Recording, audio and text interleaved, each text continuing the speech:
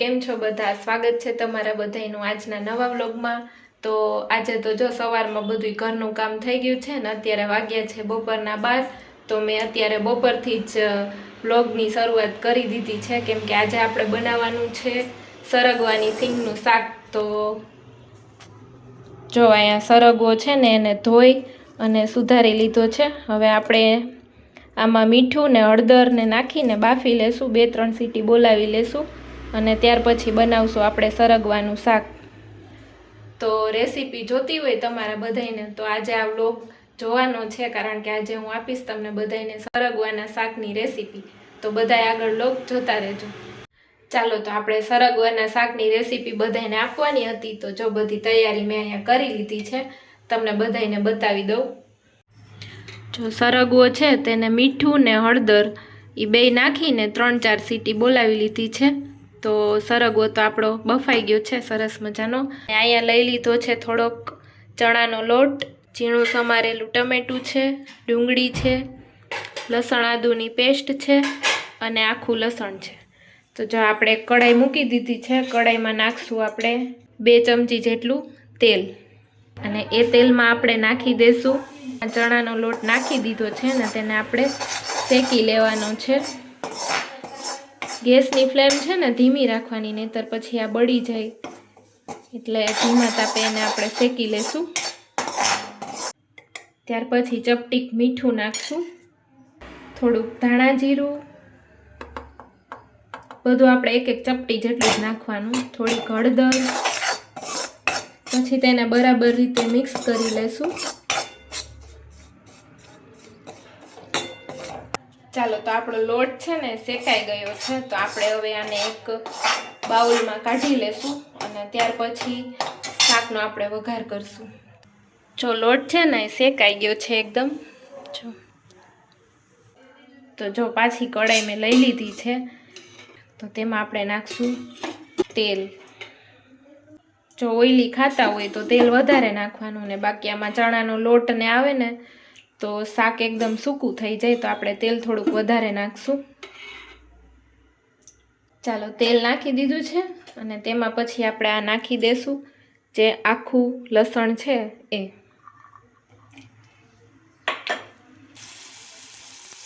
તો જો આપણું લસણ છે ને એ ગોલ્ડન બ્રાઉન કલરનું થઈ ગયું છે, તો તેમાં આપણે નાખશું થોડીક રાઈ અને આખું જીરું, ત્યાર પછી ચપટીક આપણે નાખશું હિંગ, ત્યાર પછી નાખી દઈશું આપણે ઝીણી સમારેલી ડુંગળી,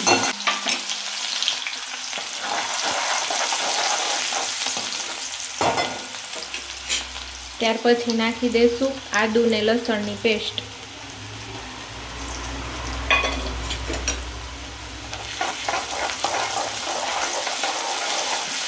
પછી નાખશું આપણે તેમાં બધાય મસાલા, ચટણી, ધાણા જીરું ને હળદર આપણે બાફવામાં નાખી છે, અત્યારે થોડીક જ નાખશું। પછી નાખી દઈશું આપણે ટમેટા અને તેને આપણે બરાબર રીતે મિક્સ કરી લેશું। ત્યાર પછી થોડુંક પાણી નાખી દઈશું, તેને બરાબર રીતે મિક્સ કરી લેવાનું।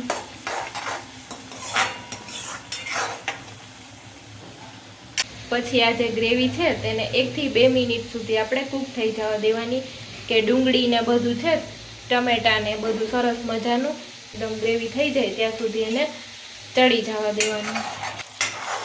ચાલો આપણી ગ્રેવી છે સરસ મજાની જો પાકી ગઈ છે। હવે આપણે તેમાં જે આ સરગવો છે બાફેલો એ નાખી દેશું,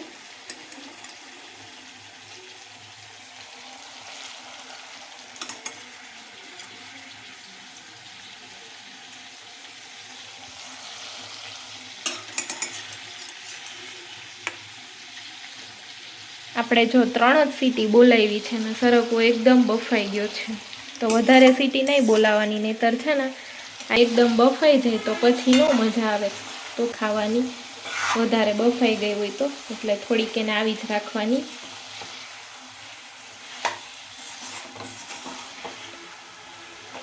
પછી જો સરગવાની સીંગ બાફેલી નાખી દીધી છે ને બરાબર રીતે આપણે એને મિક્સ કરી લઈશું.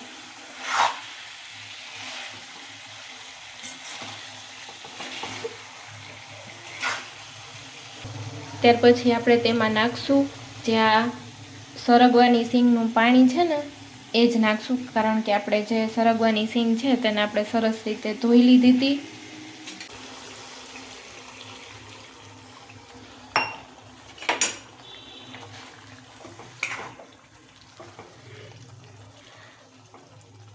આપણે નોર્મલ પાણી નાખીને તો આ સરગવાની સીંગ છે ને એકદમ સ્વાદ વગરની થઈ જાય, એટલે આપણે જે બાફેલા સરગવાનું પાણી છે એ જ નાખી દેવાનું, જરૂર પ્રમાણે જેટલું નાખવું હોય એટલું.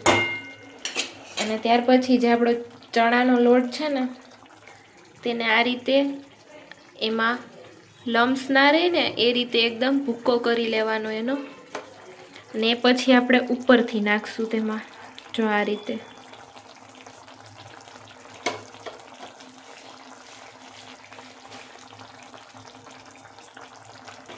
તો ચણાનો લોટ આપણે નાખી દીધો છે. ફરી પાછું એકવાર આપણે મિક્સ કરી લેશું. ત્યાર પછી આ અમારું હોમમેડ મસાલો છે તે નાખી દઈશું.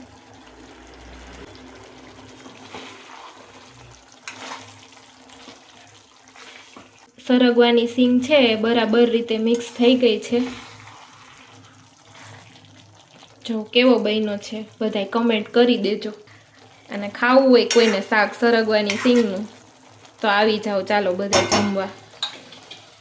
અને આપણે જે ચટણી બનાવી હતી ફુદીનાની ને લીલા મરચાંની, જો મમ્મીએ બહાર કાઢીને રાખી દીધી છે, કેમ કે ફ્રીજમાં હોય ને શિયાળો હોય તો ઠંડી ઠંડી થઈ ગઈ હોય, તો આને કલાક પહેલાં બહાર કાઢી લીધી હતી. ખાઈને પછી પાછી આપણે ફ્રીજમાં મૂકી દઈશું તો આ 1 વીક સુધી ચાલે.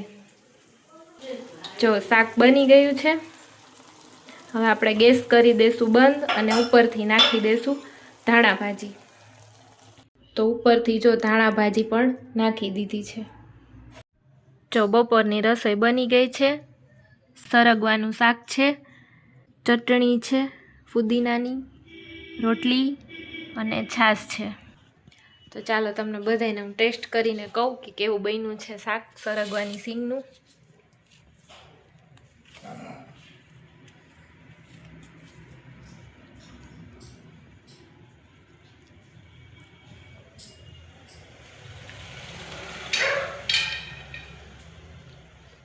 મસ્ત બન્યું છે.